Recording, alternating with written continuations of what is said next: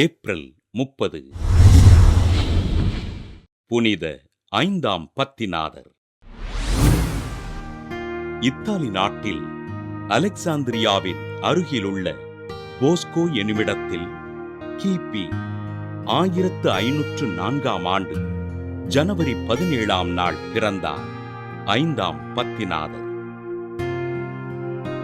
Antonio கிஸ்லெரி என்ற இயற்பெயரை கொண்ட இவர் குருவாக விருப்பம் கொண்டு புனித சாமிநாதர் துறவற சபையினில் சேர்ந்து கிபி 1528ஆம் ஆண்டு குருவாக அருட்பொழிவு பெற்றார். நவத்துறவிகளுக்கு பயிற்றுனராகவும் தன் சபையின் இல்லங்களுக்கு தலைவராகவும் இருந்த அருட்தந்தை ஆண்டனியோ கிஸ்லெரி குருக்களுக்கும் துறவிகளுக்கும் முன்னுதாரணமாக திகழ்ந்தார்.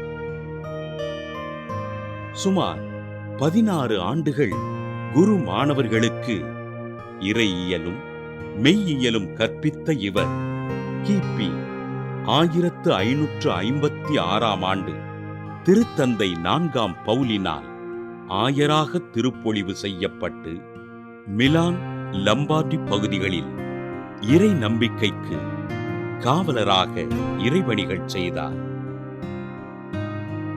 கிபி 1557ஆம் ஆண்டு கர்தினாலாக உயர்த்தப்பட்ட ஆண்டனியோ கிஸ்லெரி கிபி 1566ஆம் ஆண்டு ஜனவரி 7ஆம் நாள் திருச்சபையின் 225வது திருத்தந்தையாக பொறுப்பேற்று தன் பெயரை 5ஆம் பத்திநாதர் என்று தேர்ந்து கொண்டார். தன் வாழ்வினை எளிமையாக வாழ்ந்த திருத்தந்தை 5ஆம் பத்திநாதர் திருச்சபையில் பல்வேறு ஒழுங்குகளை செய்து திருச்சபையினை வளர்ச்சி பாதையில் வழிநடத்தினார். பொதுமக்களின் இறை நம்பிக்கைக்கு தடையாக இருந்த இங்கிலாந்து அரசி முதலாம் எலிசபெத் மற்றும் இத்தாலி அரசன் 2ஆம் மேக்சிமில்லியனால் சொல்லன்னா துன்பத்திற்கு ஆளான திருத்தந்தை 5ஆம் பத்திநாதர் கிபி 1572ஆம் ஆண்டு மே 1ஆம் நாள் இறைப்பதம் சேர்ந்தார்.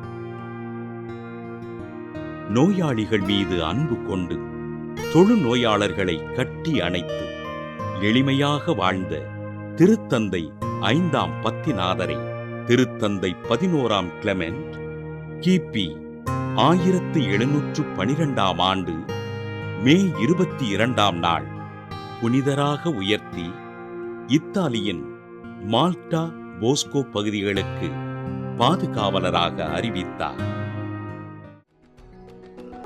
புனித 5ஆம் பத்திநாதரின் திருவிழாவினை கொண்டாடுகின்ற நாம் தொழுநோயினால் பாதிக்கப்பட்டிருக்கும் மக்களுக்காகவும் அவர்களின் அமைதியான வாழ்விற்காகவும் ஜெபிப்போம்.